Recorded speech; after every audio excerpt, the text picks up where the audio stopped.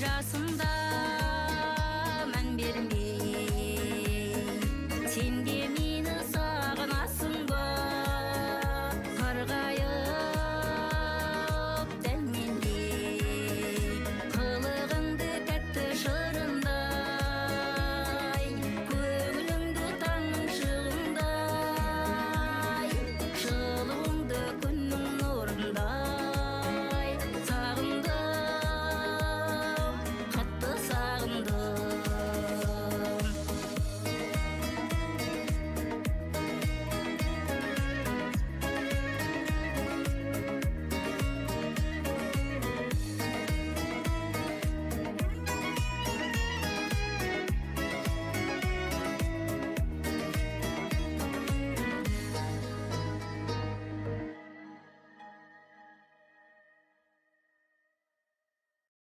Ассалаумағалейкум ағайындар.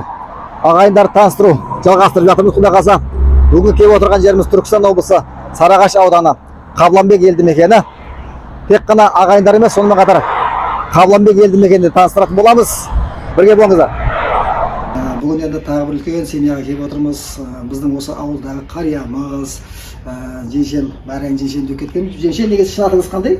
Мархабат. Мархабат па? Мәрән жеңше деп үйретіп қойғанбыз ғой біз. Енді Мәрән жеңшем деді, Бауыржан деген інішек осы үйде қара жаңартап отыр, жеңшеме қарап отыр. Қазір жеңшеммен әңгімені бастайық, жеңше. Жеңшесі жаңағы 52 мың дедіңіз, 52 болатын болсаңыз 73-ке. Толдыңыз ба 73-ке? Толып 74-ке кетіп бардым. 74-ке кетіп ба? Тұрсын көкем қай жылғы еді? Ол 50-ші жылғы еді. 50 еді сіздің? 50 еді. 50 еді. Көкем қай жылға қайтыс болып кетті? Неше жасында? Менің жас кетті. Баба 1 жас 7 айлық баба да. Баука сен қай жылғысың? 85-ші. 85 болса 87-те кетті да? 87-те кетті ме? 87-те кетті. 50 болса 37 жасында? 37-те қайтты. 37 жасында қайтқан екен да, я? Мен 35-те қалдым да. 4 қыз 2 бала. Кім-кім? Баука, Бақыт, Бауыржан мен Бақытжан. Сәуле, Сәуле. Сәлима, Күләу, Ұлжан. Ұлжан. Сәуле неде? Кармакс да? Ол Кармакста. Сәлима Сапқұлда. Сәлима мен Сапқұл Черемушкада. Тілеу? Анағызге анау. Отыр мына жерде отыр, Отыр. Тағы Ұлжан деген қай жер? Ол қайтыс болып кеткен. Қайтыс болып кетті. Бәсе 4-шісі бойынша білмей тұрмын да мен. Қайтыс болып кетті оқыды. 5 жасында қайтыс болып кетті. 20 жасында қайтыс 20 болды. жасында? Қай жылда да? 76 еді. 76, иман саған болсын, мен білмейді екен мұны. Онда сіздер жоқ едіңдер. Бақытжан, одан кейін Бауыржан. Бақытжан, Бауыржан. Бақытжан қай жылға еді? 82-ші. 82, сен одан кейін? 85-ші. 85. Сол бабы.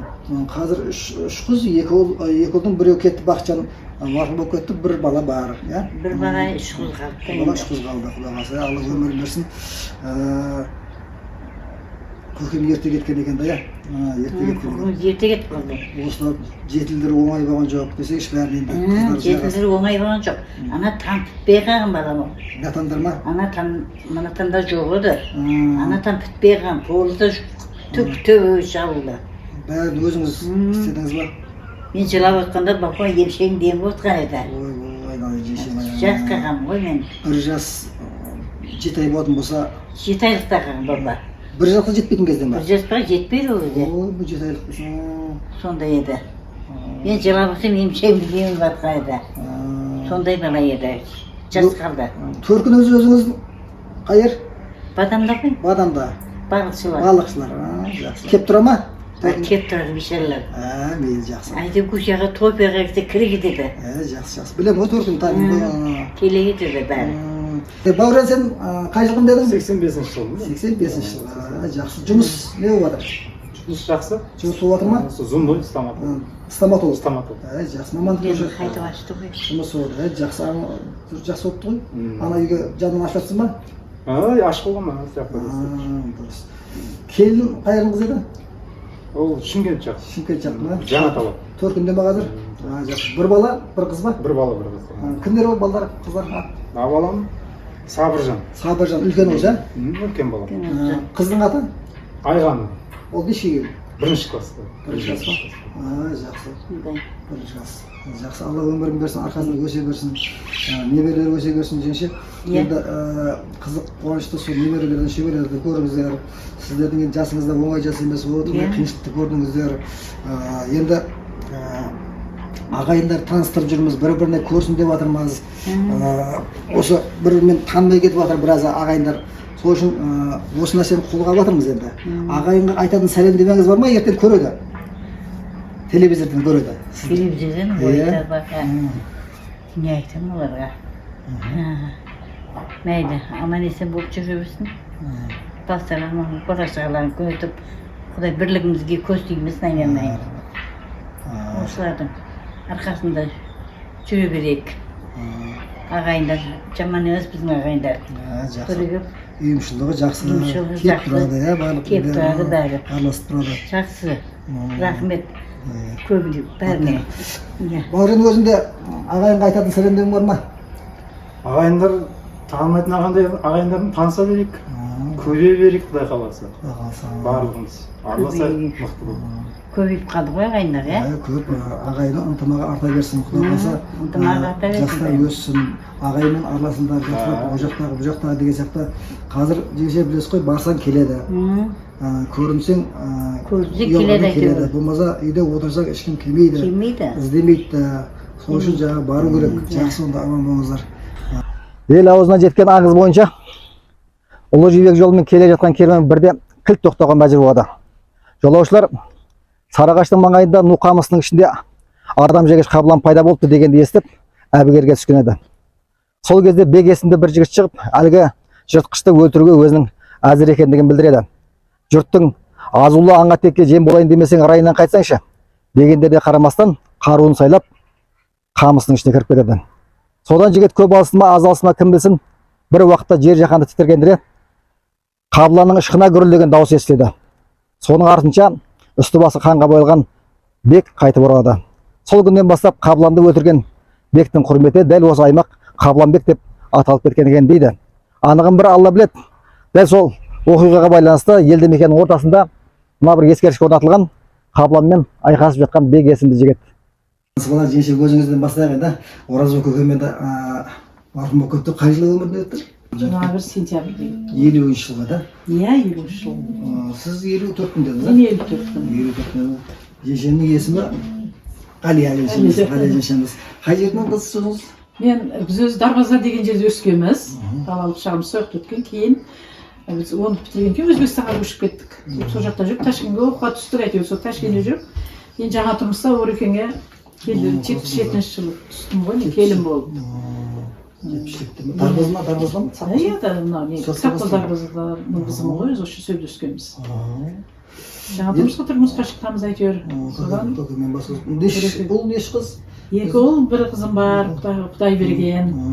Үлкен қызым, ең үлкен Төлбасым демекші. Есімі? Есімі Әлия, Сапқоздан Орынғожа деген гүрлерге келін болған. Жомарт деген өзінің аты. Қазір сол жақта тұрады енесімен бәрі. Әлия қай жылғы? 78 жыл. 78, 78 жыл. Өздерінде жендер өсіп отыр ма? Өсіп жатыр. Алланың бергендер өсіп жатыр. Жақсы. Бір қыз, бір баласы. Немере бар. Жақсы. Шөбере көріп отырмын. Өсе берсін.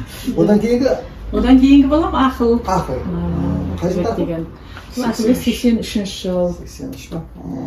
Үшінші, одан кейін? Одан үшінші Мақсұт деген балам бар 85 жыл. Алматыда ғой? Қазір Алматыда. Енді Ақыл енді өзінің семьясын өзі таныстырып кетсін, Ақыл енді келіннен бастап, келін қай жақтың қызы, балдарды, қыздарды өзің таныстырып кет, жақсылап. Қай жақтың қызы, ата-анасы кім айта бер. Мен жұбайым, есімі Ақжарқын. 85 жылғы Зортөбенің қызы. Сол жақта үйленгенбіз. 2005 жылы үйлендік. Осында қазір Сапқозда медбике болып істейді. Балдарым, Құдай берген балдарым, 5 балам бар.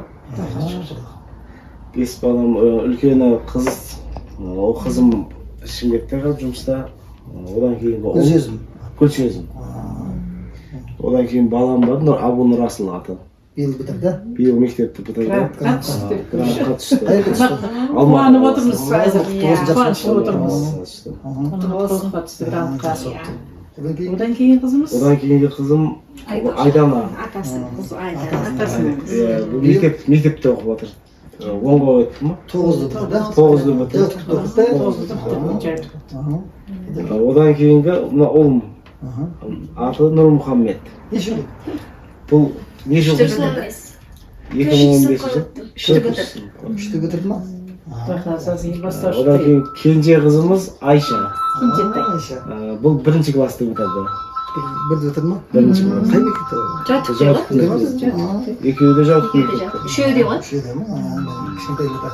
Жоғары сабақ бергенде білгенде Айдана білген апайды. енді бұдан кейін бере бересіз. Ақыл өзің жалпы немен айналысасың? Мен өзім жиһаз жасап отырмын ғой. Жиһаз ба? Жиһаз саласында. Кейін больницада, иә? Келін больницада, осы ауылда больницада, детский бөлімде, балалар бөлімінде. Өзіңіз неше пенсиядасыз қазір? Неше жыл Қазір 12-ші жыл шыққан ғой. 2012 жыл пенсияға шыққан. Содан бері мектептен шықтыңыз? Иә, Жәутік мектебіне Директор шықтым. Қырық жыл болдыңыз. жұмыс. Неше жыл директор болдыңыз? 7-8 жыл істедім. Мен деген әйтеуір мен кейін кезде Уже мұғалім едім ғой. мұғалім қызы. Қай жылдары директор болдыңыз? 93 жылдан 93 жылдан 2000 жыл. 2000 жыл ма? Сол еді. Жәутік мектебінде. Сол бірінші өзіміз ашқанбыз ғой ол мектепті. Ол Горький орыс мектебі еді. Басынан Кейін оны біз Батырбек ағай, Хамитов деген ағайымыз бар еді, сол үшеуміз жүгіріп жүріп, әйтеуір ауданға барып жүріп, соны қазақ мектебі бағамыз. Бұрын болсам, мына жерде аралас, писательдікті аралас мектептің ішінде әйтеуір қазақ кластары ғана еді. Кейін қазақ мектебі ашып, бірінші сол жерде завуч болдым. Кейін завуч болып істеп жүріп, кейін әйтеуір өздері сол кезде көтеріп жаңағы. Содан соны істедік. Сөйтіп ақырында 41 жыл әйтеуір стажымызбен шықтық қой. Жақсы. Пенсия қашып тұр баса? Жаман емес. Биыл қалды бар енді. Қанша көп болса сол жақсы. Иә, конечно. Енді өздерің немен айналысып жатыр? Мен мұғаліммін. Мұғалім ба? Жақсы. Неден мысалы көресің? Кішкентай бастауышта. Сол жердегі мектепте ме? Пенсия қызы? Сол. Күйеуің Қожайын ол банкте істеді. банкпен Қазір демалыста. садиктерің бар Бақшалар. бақшалар. Ағайындарға айтатын сәлемдеріңіз бар ма жалпы? Жақсы екен, мына баланың бастамасы өте жақсы нәрсе екен. Құдай қаласа бүкіл ағайын бәріңіз қолдап қуаттап, барлықтарыңыз түсіріп, бір-бірімізді ең болмағанда телевизорда көріп отырайық енді. Құдай ынтымағымызды берсін. Мына жастардың ынтымағын берсін. Жастарымыз бір-бірімен араласып жүрсін. Рахмет айтамыз енді мына балаға, осындай үлкен бір бастамамен, жақсы бастамамен шыққан екен. Қолдайық. Жешек өзі әрі қажырсыздар, қажыр көріңіз. Барып келдік қой енді. Қарындасыңыз қосатыныз бар ма? Ағайындар. Қуаныштымын. Осындай көкелеріміз, ағаларымыздың барлығын жинап, ағайынды төрт көзін түгел әсіресе жастарды бір-бірімен таныстырып, YouTube каналдан интернеттен бәрін көріп, танысып, біліп жүретін. Жақсы, өте жақсы. Ақыл өзің. Сіздерге. Қосасың ба? Бәріне қосыламын. Бәріне қосылам. Мына бастамаға өте керемет. Ағайындарына бір-бірімізді танып, біліп, жастар ертең бір-біріне араласқанына өте жақсы не екен, бағдарлама жақсы канал байқаласа жақсылықта кездесіп Біздің тойымызға барайық енді, жақсылығымызға араласайық енді. Келін. Қосыламын ба? Қосасың ба? Немерелер арасында өнері бар, өлең айтатындар жоқ па? Қалай балдарым, қалайсыңдар? Қазіргі жерде өлең айтпайтын болды ғой. Осы де жақсылық болсын, Құдай қаласа әрдайым жақсылық келген нәсіп етсін, өсе беріңіздер өздеріңізге. Рахмет бала. Оңтүстік өңірдің табиғаты өте қолайлы. Бау-бақшаға, жеміс-жидекке.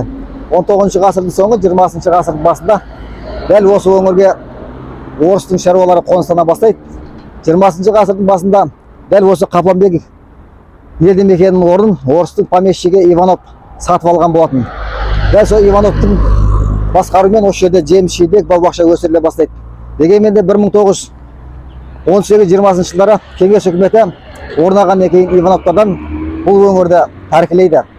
Дәл осы аймақта кейін агрокешендік өндіріс орындары жеміс-жидек, бау-бақша өсіріле бастайды. Совхоз Қапланбек елді мекеніндегі үлкен Осы біздің ақсақалымыздың үйіне келіп отырмыз. Осы жерде қариямыз, жасы үлкен ағамыз, елемес деген көкеміз үйіне келіп отырмыз. Енді осы елемес көкем үйіндегі, теңге шешем үйіндегі отбасымен жақсылап өзі жеңшем таныстыра ма? Көкем таныстыра ма? Айта берсеңші. Жеңшем өзіңіз таныстырып жіберсеңіз отбасымен кейін ағай әңгіме жалғастырайық. Отбасымызда 4 балам бар. 3 бала, 1 қыз. Bir balam Şinkent'te, bir balam miyaqta tam salып шығарып қойғанбыз. Жаңа тұрмыста bir balam қолда. Неберелерім бар, Сабира деген қызым бар. Сабира деген қызым Шымкентте тұрады. Ерік деген балам ол жаңа тұрмыста тұрады. Неберелерім жаңағыдай 3 неберем бар. Ең үлкені Диана, Ұлдана, мынау Нерлан деген балам. Сол отбасымыз осы шағын бар. Екі неберем ұзатып Екі неберем ұзатып кетті. Көкем өзіңіз қай жылғысыз? 52. 1952 осы жердегі біздің ақсақалымыз. Сіз 55. 55. Жақсызда үлкен осы жерде 2-3 орын дегенсізді. Енді ана Шымкенттегі баланың аты кім еді? Бақыт. Одан неше немере бар? 2 бала бар. 2 бала, 1 қыз. 2 бала, 1 қыз. 2 бала, 1 қыз. Еріктің семьясын ертең біз жаңа тұрмысқа барамыз. Сол кезде бөлек түсіреміз. Бұл үйде Берік отыр. Бұл енді Берік деген інішекпен берген өзін жақсылап келінмен таныстырып жерде өзін бір жақсылап таныстырып не қызметте басын айтып жүр. Мен Берік боламын, осы елеместің баласымын. Әскери жетекші болып жұмыс істеймін мектепте. Әйелім Тамила. 2 қызды ұзаттық. Балам Ерлан. Неше жасқа өттің? 8-ге өтті. Қай мектепте сіз? Жолдасыммен мектебінде жұмыс істеймін. Мұғалім болып. Мұғалім, алғашқы әскери дайындық. Сабақ беремін. Жеңшең өзіңіздің төркініңіз қай жерден? Мен төркінім жаңа тұрмыста. Жаңа тұрмыс қандай үрден? Гүрлер ғой. Гүрлер ма? Жаңа тұрмыста. Кейін сіздің төркініңіз қай жерден? Айтайық. Мен төркін Астанада. Негізінде жамылдың, қалқы жамылдың? Жоқ, біз 20 қылмыз. 20 қылмыз. Жақсы. Берсен өзің қай жылғысың? Мен 80 жылым ғой. 80 ба? 80. 45-ке келдім. 45-ге келдік. Жақсы. Көкем өздеріңіз неше ағайындысыздар? Біз өзі 3 бала, 1 қыз еді. Фатима әкем бар, ол қайтыс болып кетті. Екеуі де қайтыс. Ескер, Исахан деген. Қазір жалғыз мен қалған. Білем ғой, Ескер көкені, Исахан көкені көзіміз көрдік қой енді. Ол Исахан көкені жеңшем Астанаға көшіп кетті? Ол Астанада. Қыздың қолына кетті. Қыздың қолына кетті. Қыздардың қолында. Ол жоқ қой, қыздың қолына кетті. Жақсы. Мейірлеріне сұрақ қойып Өзің құсаған осындай бәрін таныстырып жүрген азаматтар аман болсын. Сондай азаматтар көп-көптен шыға берсін. Батыр қожаларды бір-біріне таныстырып, бір-біріне ұластырып атқан сен құсаған жігіттер аман болсын. Жақсы. Мейірлер, сенді бұл жаңағы нешекті көрдің кеше мешітте үлкен жамағаттың алдында Құран оқу оңай емес, 2 адамның алдында сөз сөйлеу оңай емес. Молодец. Жақсы. Қанша жаттап қойдың бе? 22 сүре жаттап қойдым бе? Үлкен сүренің арасын? Ад-Духа сүресін жаттадым. Молодец. Ықыласы жақсы бұл. Ықыласы жақсы. Сол ағай жалғасып кете беру керек. Берікбай өзің ағайынға айтатын сәлемдерің. Батыр қожа ел аман болсын. Бәріміз осындай Асекең істеп жатқаны өте сауап тірлік қой. Емшіл болайық. Не дейміз, жақсылық болсын. Bir pata verirsin. Kelin sordu geldi delegasyon. Çok mu kusam?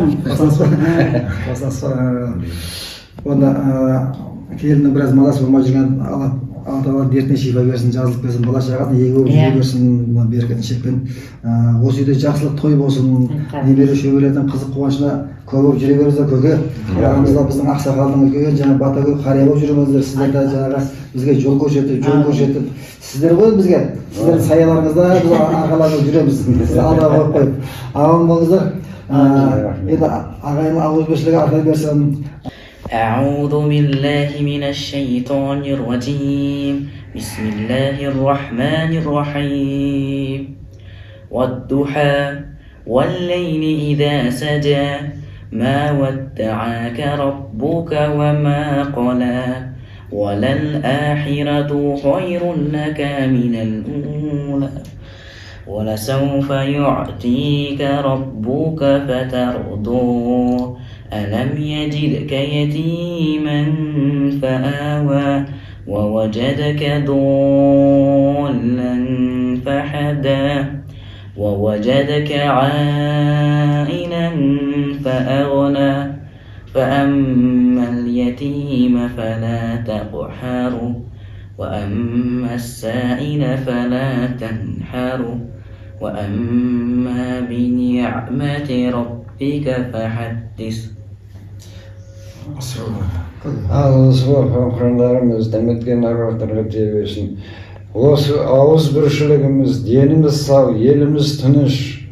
Өсіп өніңдер, өзімізді өсіп өнейік. Әр уақытта жақсылық бола берсін. Алла. Қабланбек елді мекеніне биыл 100 жыл. 1925 жылы негізі қаланған болатын. Дәл осы Қабланбек елді мекенде қазіргі таңда 1200-ге жуық отбасы мекендейді. Соның ішінде 6500-ге жуық адам бар. 23 ұлттың өкілдері бейбіт өмір сүріп жатыр. Дәл осы Қабланбек елді мекенде біздің де ағайындар 13 отбасыны құрап жатыр. Қазір Құдай қаласа сол отбасының біріне барып әңгімемізді жалғастыратын боламыз. Ағайындар аман болсын. Бұл келіп отқан отбасымыз Бақытқан деген шектің отбасы.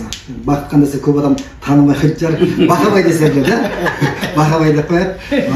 Бақытқан Малика деген келін көшеде Бақабай үйінде көкем мен жешем қариялар осы үйде отыр. Осы отбасымен жақсылап танысып кетсек, өздеріңіз таныстырамыз қазір. Көке өзіңізден бастайық, Атқар көкемнен бастайық. Жалпы Айнагүл жекемнің неше үстер, көкем қай жылға, содан әңгіме бастап, арғы әңгіме жалғастырамыз. Осы 1922 жылғы, 22 ме? 22 жылғы. Атам. Сол кісіден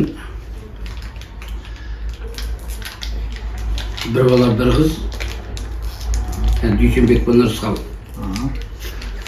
Одан кейінгі әйелі кім? Рәпі деген болған, біздің анамыз. Одан жаңағы Тәспиба, Жами, одан кейін өзіңіз мен, одан кейін Анарбай жоқ, Анарбай кейін Анарбай аты есім жоқ қалды, соның біреу бар еді, Жами айтып еді. Жами екеуміздің ортамызда еді ол. Енді үшінші анамыздан ең үлкен Серік.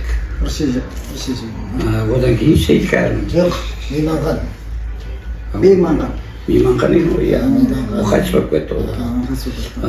Одан кейін Гүлмира. Серік емес па? Серік, Мейманған, Гүлмира, Сейіткәрім, Кенжекәрім.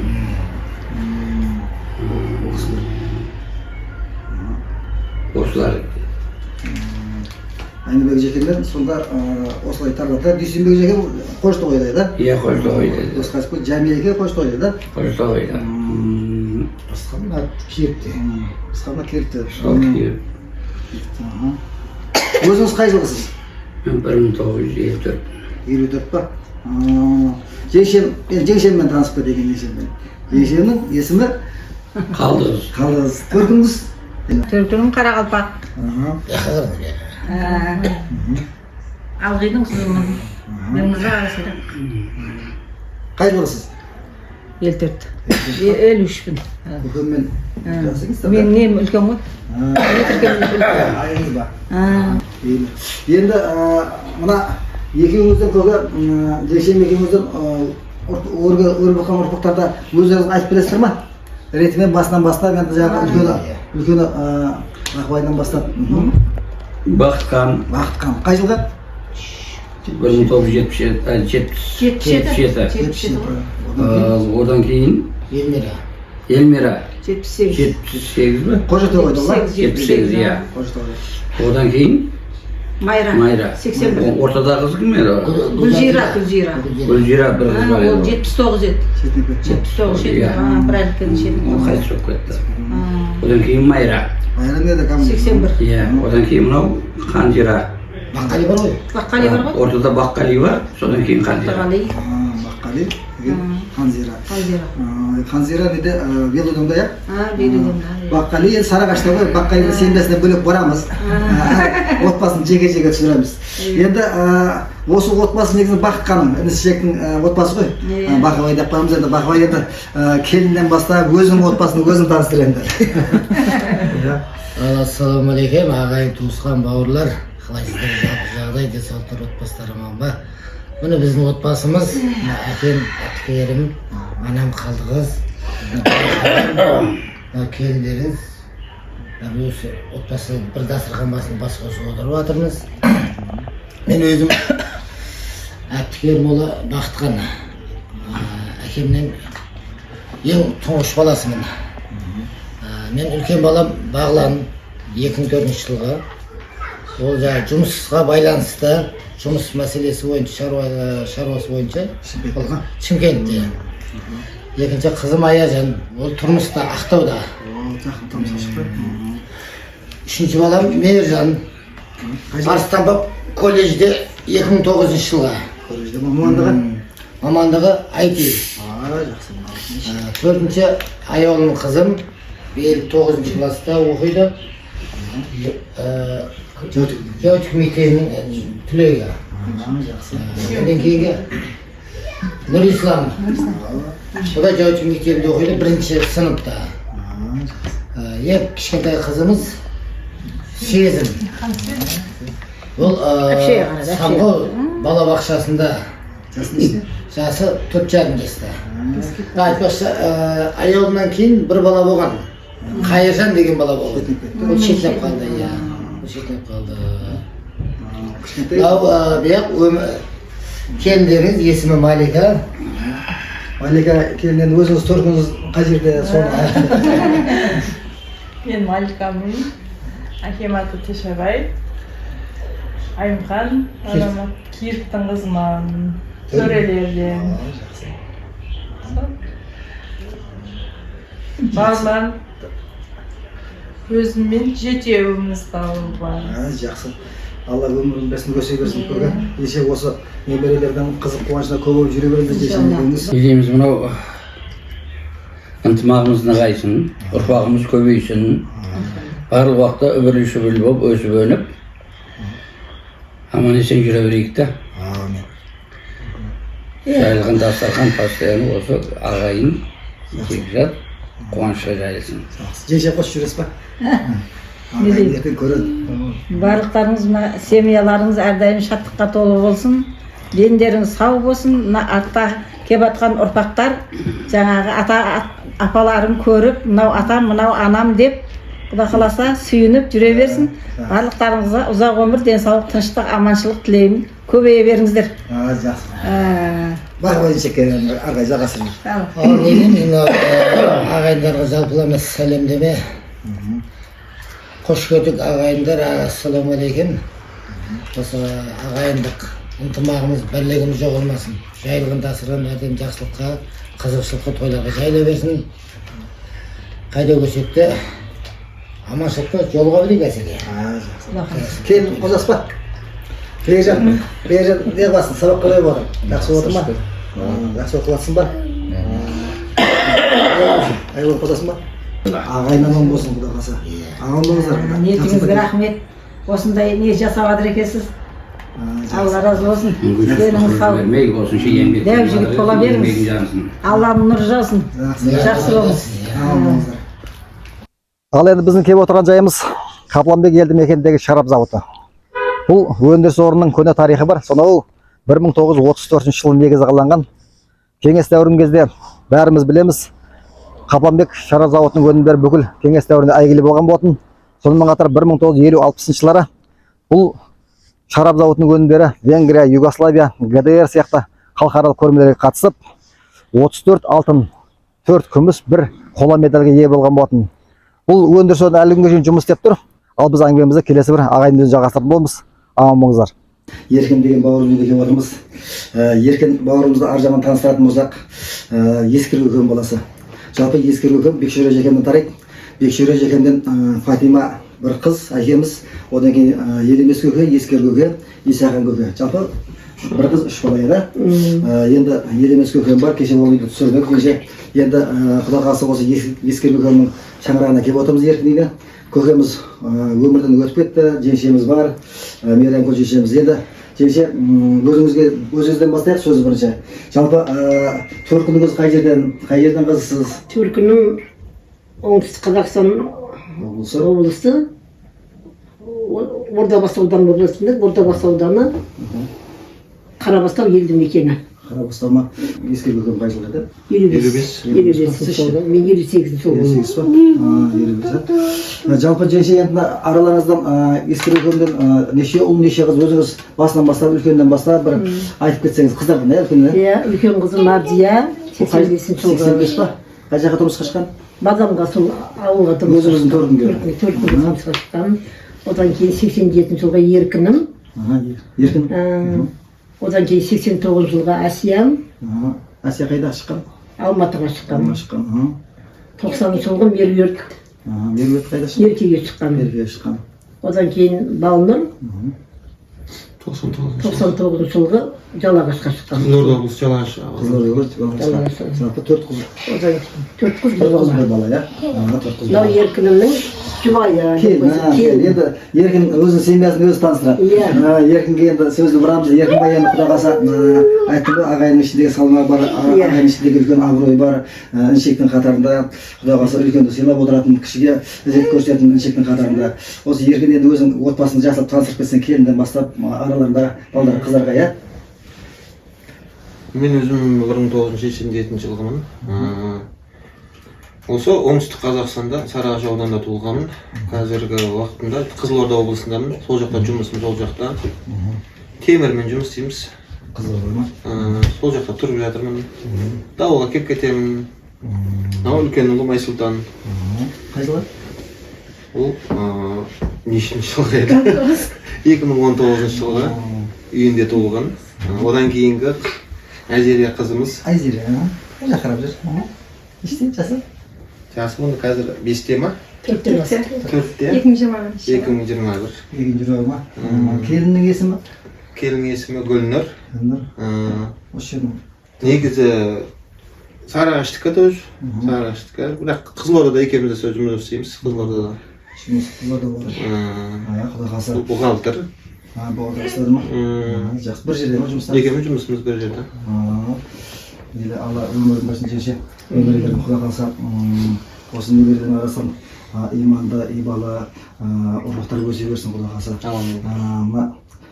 Жеңшемді Аллаханға сап жүр, Еркінді көріп жүрмін ғой.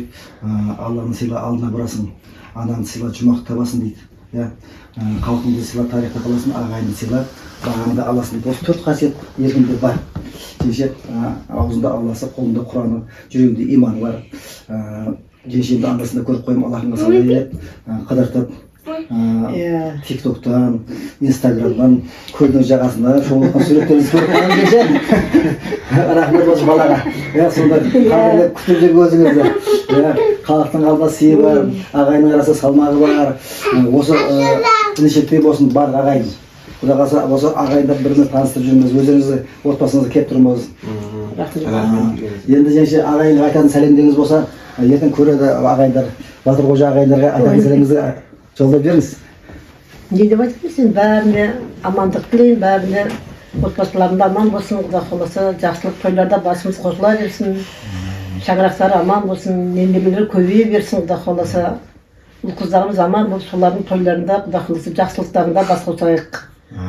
Әркім өз шаңырағында әулетті үлкен семья болсын, Құдай қаласа шаңырақтар биік болса, ағалар берік болсын. Аман болайық, деніміз сау болсын. Еркін қош жүр ағай. Көріп отырған ағайындар болса, барлықтарының отбасыларына аманшылық, қуаншылық тілеймін. Әр отбасыда той болсын.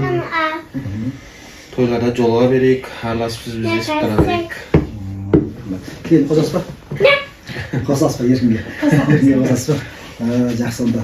Жеңше негізінен осы біздің міндетіміз ағайында шыны керек осы ауылдың өзі тұрып бір-біріне үйіне баруға қарбалас тіршілік, қу тіршілік, әйтеуір бірімізге уақытымыз болмайды. Сол үшін еш болмаса телевизордан болмайтын сериалды көріп отырамыз ғой. Уақытты бекерге кетіріп, сол кезде ағайынды көріп, пәленше ғой, түгенше ғой деп, немерелерді әдейі түсіріп отырмыз, ертең апасын көріп отырып, жаңағы ағайынды көріп отырып деген сияқты. Сол еді біз негізгі міндетіміз. Жақсы идея. Құдай қаласа аман болыңыздар. Осы шаңыраққа, жақсылыққа, тойға келуге нәсіп етсін. Немере шөберелер өсе берсін, арқасынан осы ере берсін. Өздеріңіз қадірлі үлкен қария болып жол көрсетіп бәрімізге алдымызға жешеміз ғой, енді жаңағы құрметіңіз бар. Аман болыңыздар онда. Әрдайым жақсылықтар бас қосуды нәсіп етсін. Жалпы қазақта жиғаның тойға бұйырсын деген сөз бекерге айтылмайды. Қазақта жиын тойсыз елестету өте қиын. Қапланбек елді мекені дегенде бірден еске түсетін жер бұл Думан тойханасы. Қалдаш көтен басқаратын бұл тойхана жалпы бүгін Сарыағаш бойынша ағайындарға қызмет етіп отыр. Жалпы Қалекең дегенде бірден еске түсіретін бір тәтеміз бар. Жалпы Қалекеңмен дос болып өткен, Қалекеңізді шай ішпейтін бұл Мұратбай тәтем. Әңгімемізді сол тәтем үйіне жалғастыратын боламыз. Ағайындар аман болсын. Мәке, өзіңіздің жалпы отбасыңызбен танысуға арнайы келіп тұрмыз. Осы отбасыңыз жақсылап бірінші танысы баса, женшеннен бастап, балдары, келіндерді, немерелерді деген сияқты кейін ағай сұхбат жасасақ. Енді Асқар қожа, рахмет келгендеріңе. Бұл енді сенің мынау бастаған ісің өте жақсы іс екен. Құдай қаласа бұл былайша айтқанда ғасырдан ғасырға кететін нәрсе. Енді мен өзім таныстыратын болсам, жаңа өзім таныстырып қойдым ғой. Өзіммен бір әулеттен тарағанбыз. Соның ішінде жаңағы қуандық атамыздың баласы Кеңес, оның баласы мен болатын болсам, үшінші ұлы қуандықтың інісі, сен өзің Асқар қожа, Мәлі баласысың, бәріміз бір әулеттің балдарымыз. Енді менің біріншіден осы бала шағамның көбеюіне себепкер мына жұбайым Жәмила Ташқұлан елді мекені Зергер руынан Жолдас Асанымыздың қызы, шешесінің аты Азат, біздің әкеміздің аты Кеңес қожа болса, шешеміз де мына Зортөбе ауылынан Мәшелеп деген ұрудан болады, шешеміздің ұруы. Ал енді бала шағама келетін болсам, мына Құдайдың берген екі ұл, екі қызы. Ұлдардың екеуі үлкен, қыздары кіші. Үлкен ұлым мынау Ерлан қожа. Екеуміз бір күнде туылғанбыз. Шешілуіміз бір. Енді бұл төрт немерем бар, бұдан Құдай қаласа Құдайдың берген, Алла өмірлерін берсін. Ең үлкен ұлы мынау Диас қожа. Одан кейінгі қызым Жәния. Одан кейінгі қызым Әлия. Ана кішкентай қызым Әдина. Одан кейін бұл Ерлан қожаның жұбайы мынау келінім Алматы қаласынан Әлім бауырларым. Әлім деген ұрудан Құдай қаласа сонымен жұптасып бағым бөліп өсіп жатыр. Келіннің аты? Келіннің аты Сандуғаш. Аллаға шүкір әулеттің бәрі ырза, әрін келін осындай болсын, Алла өмір берсін келінімізге. Одан соңғы екінші ұлым Нұрлан қожа. Нұрлан қожадан Құдайға шүкір 3 перзент сүйіп отыр. Одан үлкен немерем, мынау қызым, айналып кетейін, Жасмина. Одан кейінгі перзенті Нұрланның Услан. Кенжесі қызы Медина. Үшіншісі сол Нұрланның үйіндегі келініміз мынау Құрот Сарыағаш Дархан дейді қазір. Сол жерден өзіміздің қожа бір туғанын Алғимен деген Алғи руынан аты Әсем. Отбасымыз жалпы осына екі қыз тұрмыста, олардың енді өзінің елін шөжелесі тарататын шығар олар. Үлкен қызым Ақмарал, ода 4 бала шағасы бар, Құдайға шүкір сол елді өсіп өліп жатыр. Одан соңғы қызым Динара, мынау өзіміздің ода Қызылқожадан тұраған мынау Бабақожа әулетінен оның бір перзенті бар, Құда қаласа. Мына Шымкент қаласында. Жалпы біздің семья осы Асқар Қожа. Әке өзіңіз қай жылғысыз? Мен 64-ші жылғым, Құда қаласа 61-ге толып отырмын. Мына бала 88-ші жылғы бала. Келін құрыласы. Мына бала 90-ші жылғы. Ерлан Қожа деген бала өзім қолымда Құдайым берген қызметімді істеді кезінде военный болып мен денсаулығыма байланысты қазір менің қолымда. Қазір мен Ерланға жеке сұрақ. Ерланға жеке сұрақ қоямын өзім. Жеңсем қай жылға? Жеңсеңіз бұл 69 десем 68-ін дейді. 68-ін сен 69-ын оққам дейді. Негізі менен 5 жас кішкентай енді 69 ғой. Құда қаласа әйтеуір өзіне лайықты берекесі бар, отбасымыз Құда қаласа. Енді Ерлан орнына өтсек, Ерлан жалпы немен айналысасың қазіргі кезде? Жұмыс қай жерде болады? Жұмыс осы вахталар. 15 күн вахта, 15 күн үйде. Барып келатсың ба? Қарағандыда. Қарағанды барасың ба? Бір аяғымыз Қарағандыда соқта жұмыс. Жақсы. Нұрлан бауырымыздың негізгі жұмысы? Бұл кісі ішкі істер министрінде. Қай жерде ол? Теміртау қаласында. Құда қаласа сол жерге барғанына қай жылдары бардың балам сен? 2007-ші сол жерден әскерге барды, сол жерден әскерден келді, сол жерден өзің сияқты оқыды, бір институтты бітіріп, одан екінші институтты бітірді. Ішкі істер бөлімінде қазір гайде майор болып істеді, қызмет атқарып жүр.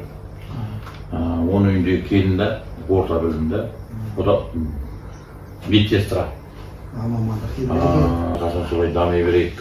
Барлық ағайын туысқандарыма сәлем, аман болайық, жақсылық болсын әрқашан. Асқар Қожа мына жұмыс бастаған саған да Алла тұрған өмір берсін, серіңе табыс берсін, саған бір төленіп аққан айлық жоқ, басқа жоқ. Мына өзіміздің әулет үшін жан көтеріп отын бәрін істеп алыра келдім. Құдай ісің алға баса берсін. Алладан не тілек қылсаң, тілегіңді, ниетіңді қабыл етсін. Соны менің айтарым. Жеңсен қос қалазан ба? Бұл кісі де қосады бірақ. Айтам, ынтымағымыз берсін, жұмысыңыз алға баса берсін. Рахмет бізді туысқандармен таныстырып жатқаныңызға. Сол жұмысыңыз алға баса берсін. Жақсы. Ерлан бай, өзің тап қоса. Ағайындардан ынтымағын берсін. Алласаңыз, болсын. Сіңізге береке берсін. Алла разы болсын. Ол сіздің жұмысыңызға рахмет. Ағайындарымдан сәлем. Аман болайық. Келіндер алып қоса жоқ па? Қосылама. Рахмет онда. Енді ағайынға ауызбіршілігі арта берсін дейміз тағы да. Келесі бір кездескенше аман болыңыздар. Рахмет бар. Білім бір құрал. Білімі көп адам құрал сай ұста секілді. Не істесе де келістіріп істейді деп айтады ұлт ұстазы Ахмет Байтұрсынұлы. Ал біздің келіп тұрған орнымыз білім ошағы. Орынбек Жәутеков атындағы осы Сафос Қапанбек елді мекеніндегі мектеп. Дәл осы мектеп орнында біздің бірнеше ағайындар еңбек етуде. Талай жыл Ғалия жеңешеміз осы мектептің тікелей басшысы болды. Осы мектеп орнында да біздің ұрпақтарымыз білім алды. Ал біз әңгімемізді дәл осы білім орнында еңбек ететін тағы бір ағайындар үйінен жалғастыратын боламыз. Ағайындар аман болсын. Тағы да бір бауырымыздың үйіне келіп отырмыз. Бұл келіп отқан отбасымыз Бәкеңнің үйі. Бақырам бәтенің үйі. Бәкең негізі біздің ағайындар Бәке 4-5 жерде өзі шоғырланған ғой. Әрқайсысын өзінің атын атаймыз. Енді Өзбекстанда шырышты ағайындар деп қоямыз. Шырышты ағайындардың елді мүшесі деп қояйық та. Сіз енді бірақ шырышты ағайынмен осы жаққа үйреніп қалдыңыз ғой. Бәкең өзіңізді бір жақсылап таныстырып, ар жақтан көкірінен бастап деген сияқты ағайындарды бір ретін кейін отбасына тартып келеміз. Болды. Біз анау Қарақбақтан енді жас кезінде көшіп өткен ғой кімдер аталарымыз. Низам ата, Тұрсын ата, Сейдуәлі ата. Сол үш аға інілер да.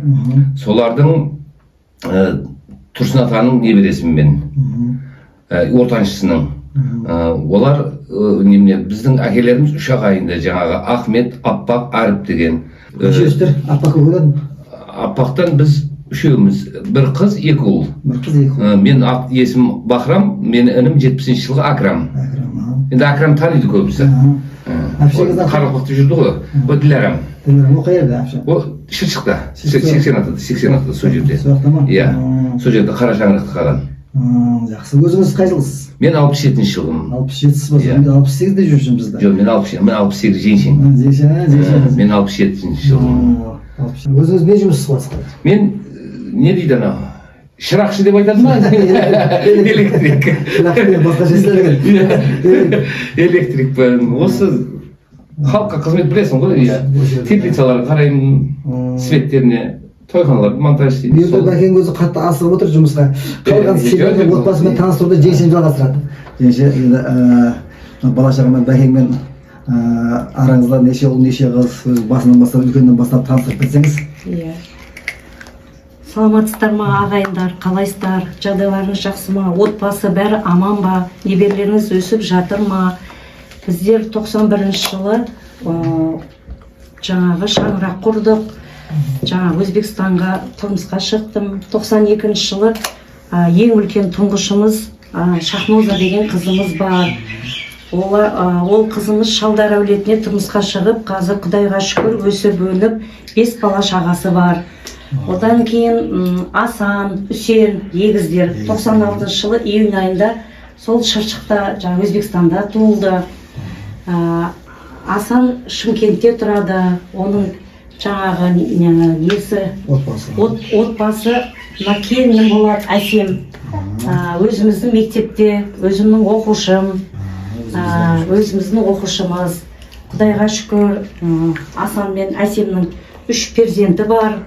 Үлкені Жәния, 5-ке толамыз, Құдай қаласа. Одан кейінгі небереміз Марлен, декабрьде 3-ке толады. Содан Хадия деген қызымыз апрель айында осы жылы Құдай қаласа өмірге келді. Осы 3 перзенті бар. Асан неде военный, әскери қызметкер, Шымкентте тұрады, шаңырақтар бөтен. Әсем келініміз мұғалім, қазақ тілі әдебиет пәнінен сабақ береді, қазір бала күтіммен үйде. Үсенім міне, Үсен осы бізбен бірге шаңырақта тұрады. Құдай қаласа иманды, саналы қыз іздеп жүрміз, келіңіз, Құдай қаласа. Иә, ниетіміз солай.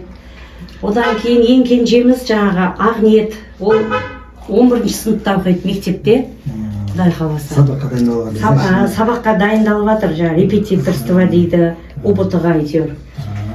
Солай, сомен жүріп жатқан жеріміз. Жақсы, енді мен Асан мен Үсенге жеке-жеке сұрақ қойсам, Асан сен Шымкентте, негізі мен Шымкентте бөлек түсірем деген ой болып еді, бір отбасына бір қосып жібере салайын дедім. Жұмыс не болып отыр жоқта? Не жұмыс істейсің? Жұмыс әскери бөлімде. Әскери бөлімде ма? Иә, жеке құраммен сарбаздарымыз бар қолымызда. Сол сарбаздарды оқытамыз, бір жыл оқытып, сонымен жібереміз оларды.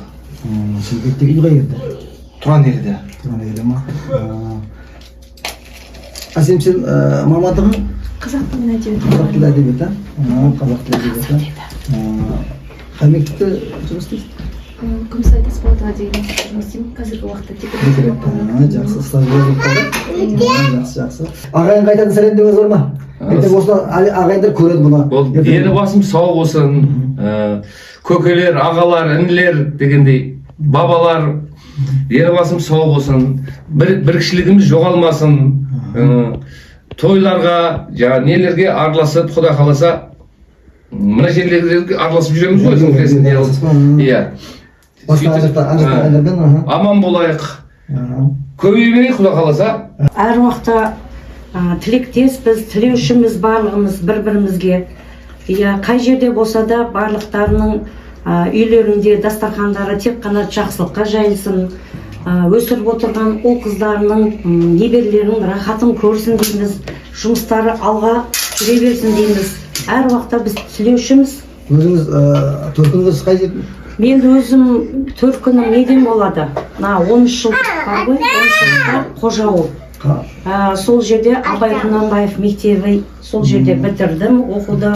Содан Шымкенттегі Шымкент педагогикалық институт болатын еді Мұхтар Әуезов атындағы.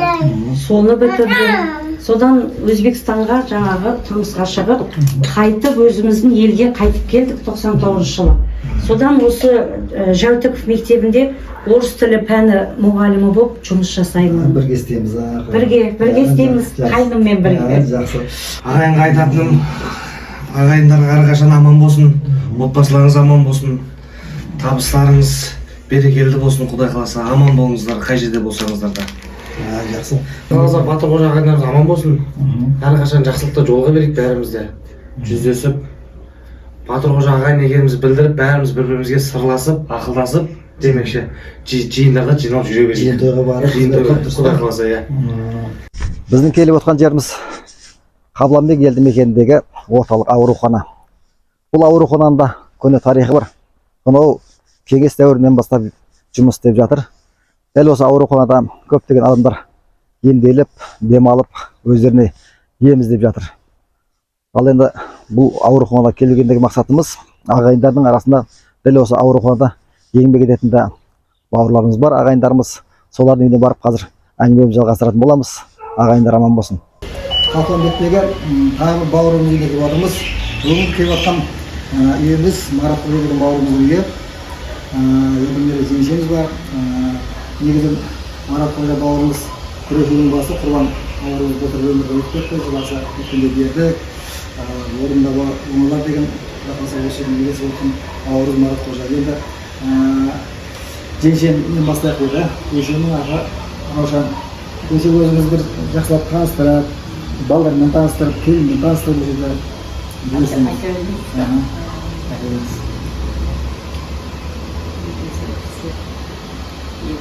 Мені бәрі танитындар шығар енді уже.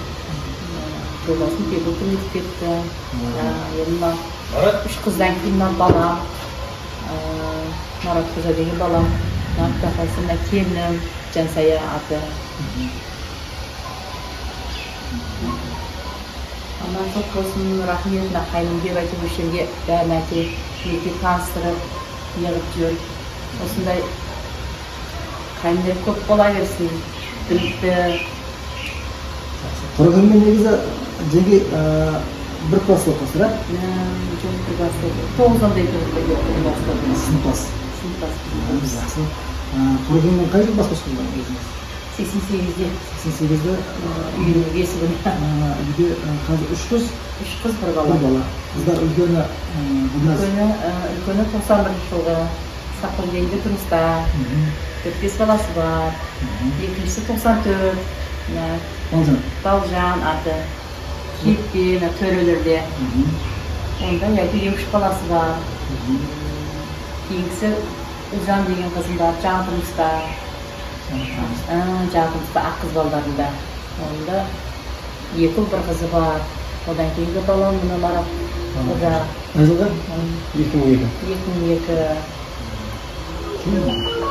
Кейін келінім. Бұда екеуі құрдас. Келін қай жердің? Келін Патсездің қызы. Астарында сөйлі тұрады. Бақыласа бұна осының енді тамыздың 10-на дауылып жүрге батырмыз. Бақыласа. Енді Марат Қожа, келеге, Марат Қожа, сен қазір немен айналысып жатқан режиміңіз?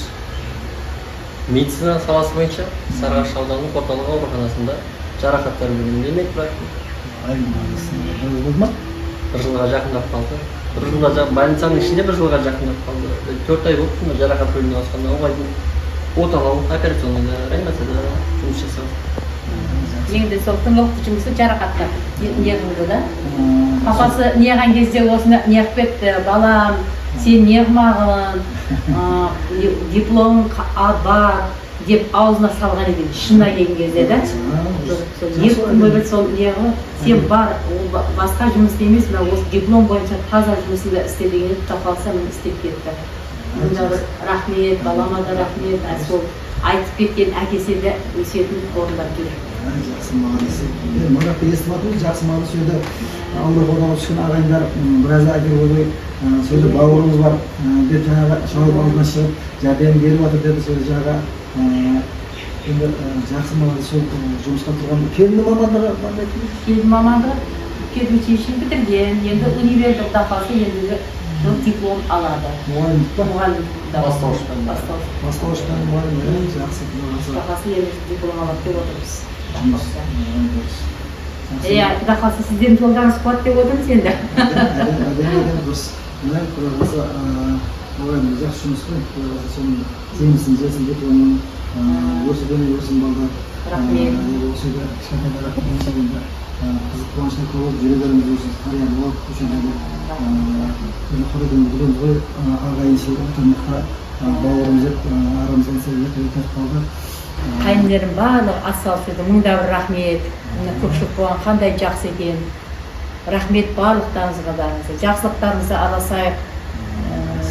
Ауызбіршілігіміз жоғалмасын. Рахмет барлықтарыңызда. Тек осы той жақсылықтарда ауызбіршілігіміз әйтеуір йығылмастан жүре берейік. Рахмет барлықтарыңызға. Маратыңыз болсын, Маратқожа. Ең әуелі Аллаға шүкір, одан кейін өзіңізге үлкен рахмет дейсіз.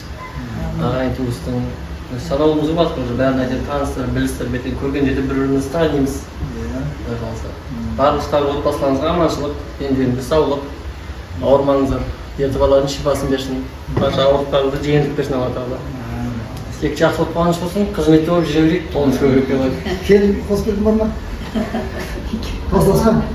Жақсы, рахмет. Енді қысқаша айтқанда осы Маратқожа енді айтып қой жаңа орында бір оңалар құда қаласа осы еге болып жеңшемді алақанға салып келін екеуміз енді қарияның қатарына қосып жүре беріңіздер, ағайын аман болсын, әрқашанда осы бір-бірімізбен сыйластық болып жүре беруге нәсіп етсін бәрімізге. Аман болыңыздар. Ағайындардың 5 уақыт намазын оқитын, жұмадағы құлшылығын жасайтын, 4 мұнарасы мен күмбезі алыстан көретін, сәні мен салтанаты жарасқан, әсемдігі көз тартатын Адырбайұлы Құрбанқожа мешітінің алдында тұрмыз. Ассалаумағалейкум, құрметті ағайындар. Ағайындар таныстыру жалғасып жатырмыз. Бағаса Сапоз Қапылбек елді мекеніндегі тағы бір отбасы бауырымыздың үйіне келіп отырмыз. Бұл келіп жатқан отбасымыз Айдар ағамыздың үйі. Айдар ағамыздың таныстыра кететін болсақ, Ілескі көлінің Әмір Әмзе Асқар 4-ші баласы. Балалардың 4-ші баласы. Теміртауда ағайындар таныстырған кезде Әмір тәтеммен, Әмзе тәтеммен Асылханмен таныстырғанбыз. Үшеуі Теміртауда тұрады. Асекең Асқар тәтеміз Қарақалпақта, Айекең көшеде. Сапоз Қапылбекте. Айекең енді отбасыңызбен өзіңіз бір жақсылап таныстырып кетсеңіз отбасыны. Қай жылғы сөзіңіз? 68. 68. Отбасы женшеден бастап, балдарды кейін. Женшеден 71. Аты? Жақсы көрсін. Жақсы, айтсайсың ба? Жақсы. Қай жердің қызы? Сапкөзе. Сапкөзе. Жақсы. Неш бала, неш қыз бар отбасы өзіңізден? Бір бала, 2 қыз. Бір бала, 2 қыз. Аттары? Гүлдана? Лана. Қыздар одан кейін? Қайрат. Қайрат отасында. Оташысы. Қайрат қай жылғы? 96. 97. 97 ма? Жақсы. Қайраттың де келін? Аты? Зухра. Зухра. Кездесіз сөз? Зухра келін өшетін қыз ма? 10 жыл. 10 жылдық па? Құда сөз жетті да? Жақсы. Қайраттың еш балашасы ба? 2 қыз бала. Үлкені? Ернара. Айнара. Неште ол Ернара? Неште? Айта. Бұл Айша. Айша. Айша неште? Айша неште? Айша 4. Бұл қайда жылап атқан бұл?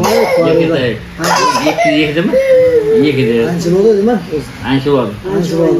Жақсы. Дауыс жақсы. Семьямыз болсы. Қапылбекті қайында бастап тұрасыз жерде? 2006 ұялым, 2008-ден бастап. 2008-ден бастап па? 2008-ден. Қайрат жақта не жұмысы бар? Жақта ондай. Жалпы өзіміздің ағайындардың қолында істеймін, Әлібек аға. Өзіміздің ағайындардың қолында істеймін. Келіңізде сол жерде жұмыс істейді. Келіңізде сол жерде жұмыс істейді. Мамандық бар ма едіңіз оқыды? Мамандық болғанда сол электrik қой, мамандық сол бойынша сатушымыз болды. Келін сол майда шүйде сол қасымда. Майда шүйде сол. Әлі күн болды сіз дайындалып. Жақсы. Жеңше, siz len safxo'za? Banchada жұмыс істеймін. Banchada. Asaf. O'sha yerda safxozda. Жақсы, safxozda banchada. Жақсы. Ағайындар транспортымыз жоқ. Бәрінен осы өткендік жастар теміржолдан бастадық. Енді екінші өзіміздің Қалқамбектегі ағайынға айтатын сәлем демеңіз бар ма? Ағайындар аман болсын, көбейе берсін, немере шөбере берсін, той болсын, денсаулықтары мықты болсын. Әрдайым жақсы көбейе берсіндер ағайындар. Жақсы, сіз қош жүресіз ба? Не дейміз? Бәріміз аман болайық. Ауыл тіршілігіміз бір болсын. Сіз біздерсіз. Осылай жүре берейік. Сіздер аман болыңыздар. Ағайындар сәлем етсін. Бәрі ағайындарға сәлем. Жалпы ағайындарға сәлем жолдаймын. Жалпы сыйластығымыз, ұйымшылдығымыз көбейе берсін осы жастарға. Сіздердің жолдарыңызды жалғастыра берейік. Құдай қаласа жақсы ұрпақ болып жалғастыра берейік. Біздегі ұрпақтарды жалғастыра берсін. Келін қосып кетеді бар ма? Ернар сен айтшы. Ернар айтшы. Кім бі? Айтшы. Батыр қожам не дейді? Орын қандай? Батыр қожа ма? Батыр Айдардың немересінде. Айдардың бірінші немересінде. Атаң баласының деп айтсақ олай. Атаң баласының. Атаң аты кім? Айдар. Руың не? Батыр қожа. Жасың нешеде? 6-да. Бірінші жасқа барасың дейін? Өнер жақта өлең айтатын, билейтін олардан? Ондай жоқ. Оны жана біреу. Құдай қаласа өскенмен екен, Жана біреу қасты дейді ол. Дейді. Онда ағайынның ынтымағы арта берсін, кішкентайларыңыз өсе берсін, алынген жеңше өздерінің осы немере шөберелердің қызық рахатын көре беріңіздер. Қайратпай енді өздерінде бір отағасы болдыңдар, өшенің отбасын егесіздер, құдай қаласа айегенің қолға атылып, келін екенін жүре беріңіздер. Осы кішкентайларыңыз арқасынан ере берсін, Алла өмірін берсін, ағайын аман болсын. Білімің болса дағы ұшан теңіз, пайдасы жоқ халқыңа қызмет етпей деп айтады Шал ақын. Біздің келіп тұрған жеріміз тағы бір білім ошағы. Кезінде халықтар лаборатория атанған Қазақстанға бірнеше ұлттың өкілдері көшпегенін білеміз. Біздің елді мекенде де кеңес дәуірі кезінде 33 ұлттың өкілдері тұрған болатын. Қазіргі кезде 23 ұлттың өкілдері осы жерде мекендеп отыр. Дәл осы өзге ұлттарға арналған бізде аралас мектеп бар осы жерде. Бұл мектептің кезіндегі аты Қазақстан Кеңестік Социалистік Республикасының 50 жылдық аталған болатын. Тәуелсіздік алғаннан кейін бұл мектептің атын өзгертіп, қазіргі кезде бұл мектептің аты Мәңгілік ел аталады. Дәл осы мектеп орнында да біздің бірнеше ағайындардың ұрпақтары білім алуда. Өзіміз отбасын таныстырып кетейін. Мен өзімнен бастасам, әкем Мәлік, анам Қамбу, негізінен әкемізден Кәрім деген ағамыз бар, үлкен жағы Ресейде тұратын. Одан кейін Мұхтар деген ағам бар. Мен үшінші баламның есімі Асқар. 4 әпшем бар. Сәуле, Гүлайхан, Гүлнар, Олжағас деген Сәуле әпшем жаңа тұрмыста тұрады. Гүлайхан әпшем Шымкентте тұрады. Ал Гүлнар әпшем Арыста тұрады. Олжағас әпшем осы біздің совхоз Қапанбек елді мекенде тұрады. Енді мен өзіме келетін болсам 1972 жылы дүниеге келгенмін. Мына Қарағандыда кеше ағайындарды түсіріп келдік қой. Сол Қарағандыда біраз оқу орнын бітіріп, сол жерде 16 жыл тұрып, кейін осы елге оралдық. Қазіргі тұрып жатқан мекенім осы совхоз Қалпанбекте тұрамын. Жұмысым осы жерде мектеп бар, Жәутіген мектебі, сол жерде тарих пәнінің мұғалімімін. Енді отбасымыздың таныстырып кететін болсақ, бұл жерде жұбайым Феруза 1974 жылғы Өзбекстанның Шыршық елді мекенінен ұруы Ғұланбастық қожа деген қожаның түрі бар, сол жақтан негізінен мекендейді. Осы екеумізден өсіп өнген 2 ұл, 2 қызымыз бар. Құдайға шүкір, бір ұлымыз үйленді. Кешегі Теміртауда ағайындарды түсірген кезде олар көрдіңіздер. Бүгін қонаққа келіп отыр үйімізге. Бұл үлкен ұлымыздың аты Бексұлтан. Бексұлтан Ақерке деген келін бар. Бексұлтаннан бір қыз, 2 ұл өсіп жатыр. Немерелеріміз үлкен Ясина, одан кейінгі Ерсайын, Зейін деген неберелер өсіп отыр, Алла тағала өмірін берсін, артынан ере берсін, Құдай қаласа өсе берсін. Енді одан кейінгі біздің кезектегі ұлымыз бұл қыдырып келіп отыр. Бұл есімі Әнуар, 2000 жылғы. Әнуар 2000 жылғы. Бұл да Теміртауда еңбек етіп жатыр. Теміртауда жұмыс істейді. Заводта жаңағы Бексұлтан екеуі бір жерде қазірше тұрып жатыр. Сол үйді бірге осы екі ұл бізде, Құдай қаласа. Одан кейінгі бізде қыздар, яғни қыздардың үлкені Қарлығаш 2003 жылғы Қостанайдағы университетті бітіріп диплом алды, жоғары білімді алды, ағылшын тілі пәнінің мұғалімі болды. Құдай қаласа магистратураға биыл әрекет жасап жатыр. Сол магистратураға түсіп кетсін, Алла тағала өз жәрдем беріп жүрсін. Сонымен Құдай қаласа осы білімін ары қарай жалғастыра берсін. Одан кейінгі кенже қызымыз біздің Ақботаш деген қызымыз 2007 жылғы биыл мектепті бітірді.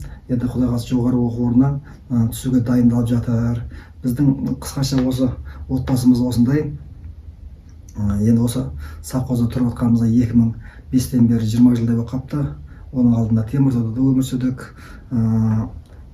Негізі туып өскен жеріміз енді Қарақалпақ қой. Біздің Батырқожа руының негізгі мекені Қарақалпақ. Қарақалпақта қоныстанғанбыз. Негізі көбісі сол жақтан жан-жаққа тарқап кетті. Мына Сарыағаштағы ағайындар, Теміртаудағы ағайындар, қайсысын алсақ та, қай жерін алсақ та бәрі әйтеуір осы совхозға Қапылбектегі ағайындар да бәрі сол негізінен Қарақалпақтан шыққанбыз. Ағайындар аман болсын, бірге болайық, ауызбіршілігіміз арта берсін, ынтымағымыз, берекеміз арта берсін. Алла тағала осы бәрімізді жақсылыққа бірімізді көруге нәсіп етсін. Рахмет, аман болыңыздар. Құрметті ағайындар, біздің келіп тұрған орнымыз Қапылбек елді мекеніндегі мәдениет үйі. 1970 жылы салынған 620 орындық мәдениет үйі кезінде үлкен атаққа еге болған болатын. Бұл жерде кеңес үкіметіне әйгілі, бүкіл Қазақстанға әйгілі өнер жұлдыздары, сонымен қатар әнші бишілер өздерінің өнерлерін көрсеткен болатын. Кезінде бұл мәдениет үйінде 9 үйірме, 4 ансамбль, сонымен қатар цирк өнерін дамытатын өнерпаздар еңбек еткен болатын. Өкінішке орай қазір бұл мәдениет үйін сәл тозыңқырап тұр. Қараусыз қалып кетті. Жақындаудан түсіруге сәл ұялыңқырап тұрмыз. Ал біз әңгімемізді келесі бір туысқанымызбен жалғастыратын боламыз. Ағайындар аман болсын. Кезек әкім бауырымыз үйде келіп тұрмыз. Енді әкім жалпы Мамыр өгімнің баласы. Роза қай жылғы? Роза 74. Роза 74. Мен 75. 75. Розада бір қыз, бір ұл. Қызынан 3 немересі бар. Ұлы әзірше бойдақ, кешірім былтыр оқып бітіріп келді ғой. Бұйыртса биыл үйлендіретін шығар енді. Құдай қаласа. Енді әкім, енді өзің отбасыңа оралайық. Жалпы отбасың келіннен бастап осы балаларды бір таныстырып шықсаң. Менде 5 ұл. Үлкенім Санжар. Санжардың қасындағы келінім, Арайлым, Қалғожамбылда ұлы жүз Қаракөңілбектің қызы. Менің Санжардың 2 қызы, 2 немерем. Құдай қаласа үлкен немереміз Айым деген қыз биыл мектепке барайын деп жатыр.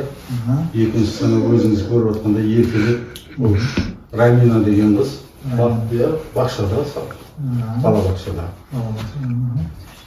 Енді ұлдарымызды Санжар осы Қарашаңырақта совхоз Қапылбекте егесі, келін екеуі. Кейінгі Әлішер, екінші ұл. Қазір 2001 әскерде Қарағандыда, Абайда. Алла берсе, жоғары оқу орнын бітірген, дипломы бар. Санжардың дипломы бар. Мен Санжар кеше мамамыз ондай қатты жатып қалғанда жұмыстан шығарып аламыз. Болмаса Жібек жолы базардың завхозы. Енді Алла берсе, ертең қайтып жұмыс орнына барып, оралып. Әлішеріміздің әскер бітіргеннен соң Құдай қаласа тоже жұмыстайын тұр, уже сұраныс болып жатыр. Одан кейінгі палуанымыз Саят деген жігіт, дұрыс отыр. Саят бері 11 классқа өтті. Мектеп оқушысы. 2008. Саяттан кейін Арун деген балам бар. 2009. Ол 9-шы класс бітіріп 10-ға өтті. Иә. Ол қазір Павлодар облысында біраз шаруашылығы бар, сол жақтан мал бар, соны қарап жатыр. Кеше өзіңіз көрдіңіз, келіп кетті ғой. Ең кенжетай баламыз мен Азамат. Иә, ар жаққа. Неше айлық Азамат? 6-шы сынып өтті. 5-ші класс бітіріп 6-ға өтті. Жалпы отбасымыз осы. Енді келін өзіңіз таныстырып шынап едіңіз, қайсердің қызысыз? Мен есімім Жадыра, Сау қаласының қызымын, Сейітқожаның ішіндегі. Түбі Шыңырбайда туылған, бірақ осы Қармақсы елді мекенде әке-шешем қазір сол жерде тұрады, ата-анам Қарашаңырақ сол жерде. Құда бар. Иә, әкем тірі, анам 2020 жылға айтқан, 70 жасында. Сол. Қай жылы отбасын құрдыңыздар сіздер? Келінде? 98. Санжар 99 ма? Санжар 99. Әкем енді өзінің қазір жұмысы не болады? Мен де жеке кәсіпкерім осы екен. Қазақстандағы онлайн автошкола дейді ғой. 2 автошколам бар. Сосын кішкерім өзіміздің туымыз бар. Біз мына тоже білім басқармаларымен тендер алып тестирование дейді ғой. Мұғалімдердің, оқушылардың пробный тестирование. Соны өткіземіз. Сапа тест деген компаниямыз бар. Былтыр тапсырған болсаңыздар білетін шығарсыздар. Біз тапсырдық ғой, білеміз ғой. Сол. Бір-екі шаруамыз бар еді шетелде. Оның бәрін жиыстырып келдік қой елге. Келінген мамандығы мұғалім болып бірге мектепте істегенбіз. Қазір қай жерде істер? Қазір 25 жыл осы Жаутов мектебінде істедім мұғалім болып. Қазір Павлодарда, Тереңкөл ауданы, Руминская деген мектепте қазақ әдебиетінің мұғалімімін. Сабақ беріп Иә. Ол жерде жайғасып қалдыңыздар ғой, Иә, жайғастық. Ол жерде жақсы, бәрі жақсы. Жұмыс жақсы, бағдарлама бойынша, иә. Балдар сөзге жайғасып жайлап жұмыс Иә, төртеуі де сол жерде. Санжар қазір? Санжар осы жерде. Санжар осы жерде? Санжар осы жерде практика қалған сияқты. Бұл үй қандай көше? Бұл Төлебей көшесі. Төлебей көшесі. Бұл жанып ашып берген көше ғой, Төлебей көшесі. Негізі Санжардың мамандығы бар ма Санжар? Иә. Қандай мамандық бар? Неде? Связь, радио, электроника және телекоммуникация. Технический, иә. Келіннің жоғары. Жақсы. Келіннің хореограф дедіңіз ба? Хореограф. Қайсы дейді? Қай деді? Табын. Дербісек елді мекен, мәдениет үйінде. Бейді. Құда-құдағи Жамбылда. Иә. Колхоз Жамбылда. Жақсы. Енді Әлішер әскерден кезек келіп тұрғанда үйленуге? Құдай қалса. Құдай қалса. Бізде мына Саят айтишник негізі. Маман. Өзім дайындап. Қызығатыны. Қызығатыны. Бұйыртса сол салаға өзі дайындап жатыр. Биыл 11-ші сынып өтті. Сәлет сабақ қалай? Білесің бе? Жақсы ма сабақ? Білеймін. Оқыватсың ба? Информатика қызасың ба?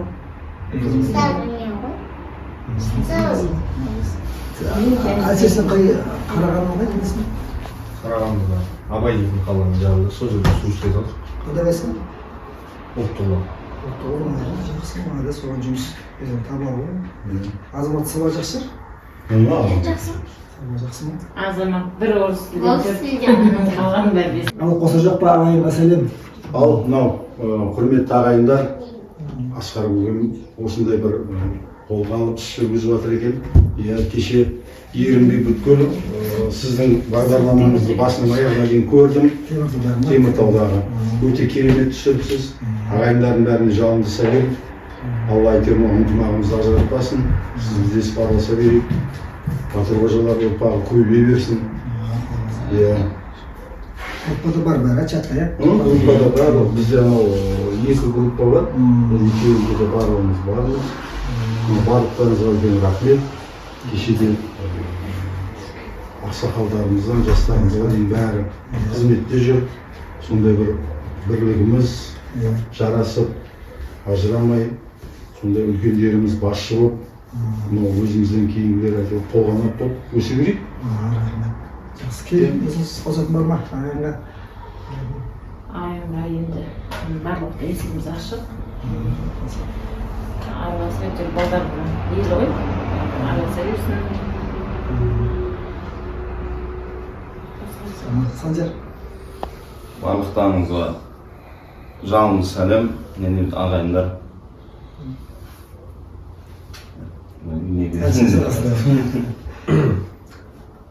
Ағайындар барлықтарыңызға сәлем бердік. Жаңа аманшылықта жол болып жүрік. Жақсы, балдар араластырып айтқанда қосыламын. Жақсы. Хаят. Қазақ бар ма ағайынға? Әлемдегі бар ма? Бар ағайындарға. Қайызым ба? Ағайындар. Саят біздің үйге барды. Жатыр ғой, біздің жақын үйіне барды. Қызмет істеуге. Мені жолдан көріп қалды, кір деп кіргізді дейді. Бабасы кіргізді ма? Баба, мен амандаспақшы болған едім. Жақсы майалы. Жақсы онда. Атасы осы үйде жақсылық болсын, балдар үйленбейді, үйленсін, небері өсе берсін, солардың қызық болышына көріп жүре берген. Біздің келіп отырған жеріміз Қыдырқожа атындағы мешіт. Қыдырқожа жалпы біздің Батырқожа атамыздың арғы атасы. Қыдырқожа бабамыздың жалпы Сарыағаш өңірінде 11 рулы ел өсіп отқан жайы бар. Қыдырдан шықсаң қыдырып қалатын деген сөз тіркесі бекерге айтылмайды. Осы 11 рулы ел қазіргі кезде өсіп өніп, бір-бірімен қыз алысып, қыз берісіп жатқан жайларымыз бар. Совхоз Қалқамбектегі тағы бір бауырымызды еңбек отырмыз. Бұл келіп отқан отбасымыз Тұрсын Көкенің баласы Бақытжан деген бауырымыздың отбасы. Негізінен Бақытжан бауырымыз бұл өмірден өтіп кетті. 2022 жылы 5 айда биыл 3 жыл болып жатыр. Жатқан жері жайлы болсын бауырымыздың. Дегенмен де орында бар оңалар деген бауырымыздың қалған балдары, қыздары бар. Сол отбасын қазір таныстырып кетуді жөн санадық. Бақытжан бауырымыздың үйінде келініміздің аты Динара, иә? Қай жердің қызы? Түркін қай жердің? Ташкент. Ташкент па? Ташкент па? Паркент районы. Паркент, а? Самсерек ауылының қызы. Самсеректен ба? Самсерек Өзбекстан арасында жағы 80 арасында, иә? Бақытжанның қай жылы бас қосыңыздар? 8-ші жыл, 2008-де ма? 2008-де. Отбасы үлкені жаңағы Нұрасыл ма? Нұрасыл. Үлкені нешінші сынып бітірдің? 9-шы сынып бітірдім. Жаутөбе мектебінде 9-шы сыныпта бітіріп 10-ға алды. Одан кейін жаңағы 8-де бітіріп 9-шы сынып өтті. Жақсы. Өзіңіз жұмысыңыз қай жерде болып жатыр? Совхозда, больницада істеймін, медсестра. Больницада өзіміздің больницада? Өзіміздің больницада. Енді бұл жерде ағайындармен жалпы байланыс бар ше, өшіп бәрімен араласып тұрасыздар, иә? Жақсы. Енді Нұрасыл сен өзің ағайындар танисың ба? Өшеде Батырқожаларды біраз танисың ба? Танисың ба? Араласып тұрасың ба? Барып тұрасың ба? Жақсы. Жанар сен? Танимын. Барып тұрасың ба? Жақсы. Енді біздің жалпы міндетіміз осы негізгі мақсатымыз ағайындар бір-бірін таныстыру. Ертең Құдай қаласа жеке өзім айттым ғой, YouTube каналын салып қоямыз, сол кезде жақсылап көріп, семьяны отбасымен ертең Құдай қаласа тарих қылуда бірімізді көріп olsun, ағайындар танысын, жан-жақта ағайындар көреді. Ағайындарға айтатын сәлемдеме бар ма? Айтатын сіздеріңіз. Бар ма? Айтса көрсіз. Білмейсің ба?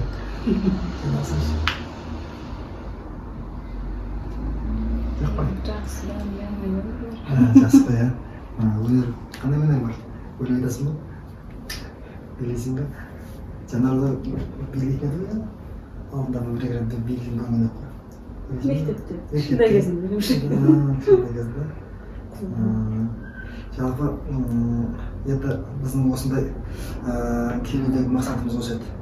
Біздің танып алсын, біліп алсын деген сияқты ертең бәрін түсіріп болғаннан кейін айтамыз, осы каналдан шығады деп YouTube каналға саламыз. YouTube каналдан өмір бойы өшпейді осы деген сияқты. Сосын аман болыңыздар.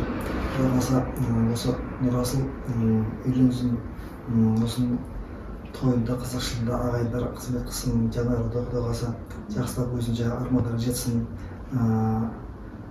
жаңағы бауырымыз ертең өмірден өтіп кетті ғой. Оны көрмеген қызықшылығым болашақ қазір көрсін деген сияқты. Аман болыңыздар. Қабыланбек елді мекені атақты адамдарға кенде емес. Бұл өлкеде не біртүрлі ұлы отан соғысының батырлары, асыл сөздің зергерлері, ақын жазушылар өсіп жетілген.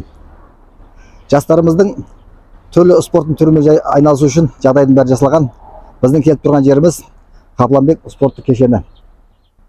Біздің совхоз Қабыланбек елді мекеніндегі жас отбасына келіп отырмыз. Бұл келіп отқан отбасымыз Біләл деген бауырымыздың отбасы. Негізінен Біләл Әбдел көкемнің баласы, Әбдел көкем Нұржа көкемнің баласы. Сонда бұл Нұржа көкемнің немересі, Әбдел көкемнің үлкен баласы. Енді көкемнің екі баласы бар ғой, иә? Жеңіс қара шаңырақта. Ғани. Оған жаңа тұрмысқа барған кезде оны танысып жатамыз. Қазірше біз осы Біләлдің отбасымен танысып кетейік. Біләл енді өзін таныстырып, келінді таныстырып кетіп. Ассалаумағалейкум ағайындар. Жалпы бәріңізге ассалаумағалейкум. Үлкен кішісі. Менің жұбайым Жадыра. Бала-шаға 5 ұл, 3 ұл, 2 қызым бар, Аллаға шүкір. Келін қай жердің қызы? Көзітоғайсы. Көзітоғайдан қызы?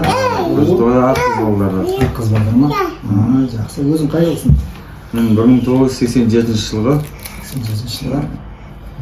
Жақсы. Енді бала-шағамен енді келінді өзі таныстырар, да? Үлкеннен бастап. Саламатсыздар ма? Үлкенім Аида, одан кейін Жұмағали, одан кейін Алина, одан кейін Алинұр, одан кейін Жандарбек. Кішкентай, ең кішкентай. Бұлар қай сыныпта оқиды? Үлкені Аида 7-ші сынып, одан кейінгі Жұмағали 5-ші сынып, одан кейін 2-ші сынып, одан кейін Нөлебайға барады. Одан кейін Гүжамшысы балам. Бұлар бір мектепте ма? Бір мектепте, Жаутөбеде оқиды. Мектебінде оқиды. Жақсы. Жақсы. Өсе берсін, Алла өмірін берсін, арқасын ери берсін тағы да. Енді Біләл, жалпы өзің немен айналысып жатсың қазір, жұмыстарың не болып жатыр? Қай жерде істеп жатсың? Осы не ғой, ауыл арасы стройкідеміз вообще. Құрылыста ма? Құрылыс үшін. Осы ауылдағы, өткенде көкшеде бар бір жұмыс? Иә, Бурабайда. Астанада шақтамыз ғой. Кейін қазір декрет? Қазір декреттемін. Алдын садикте істегем самоуча. Садикте, осы жақсы. Енді біздің жалпы міндетіміз осы ағайындарды бірімен таныстырып, көрсін деген ниеттеміз. Ағайындар айтатын бармасы біраз сөз. Ағайындар танысып жатырмыз. Главный, осындай нелерде, әйтеуір үлкен той жиындарда жақсы айтып араласып біздікі болып барса болды ғой. Амандық бәріне. Келін қосып жүресіз ба? Ағайынмен араласып жақсы ма бұл жерде? Иә, жақсы ағайын кел. Абысын ажынармен жақсы араласып жүрміз. Жақсы барлығы. Ағайынды осы жердегі совхозға қонып берген? Иә, совхоздағымен араласып жүрмін. Абысындармен, жаңа жұмыстағы совхоздағы абысындармен. Жақсы. Енді біздің ағайынның ауызбіршілігі артай берсін, ағайынмен жақсы араласта болайық. Бәріміз осы сіздер, біздер деген сияқты өсе берсін, кішкентайлар осылардың қызық қуанышына куә болып, осылардың жақсылығында бәріміз қызметте болып жүре берейік. Аман болыңыздар онда. Бүгін 25 қараша 2025 жыл. Шілде айында бастаған Қабыланбек елді мекеніндегі ағайындарды таныстыру Құдай қаласа Алланың қалауымен аяқтадық. Өздеріңіз бағасын бере жатасыздар. Ұстары жоқ қылыштың өткірінен не пайда? Бірлігі жоқ туыстың көптігінен не пайда? Ішіне адам кірмесе, сарайынан не пайда? Араласып жүрмесе, ағайыннан не пайда дейді. Бір-бірімізден хабар алып, араласып жүрейік. Аман болыңыздар.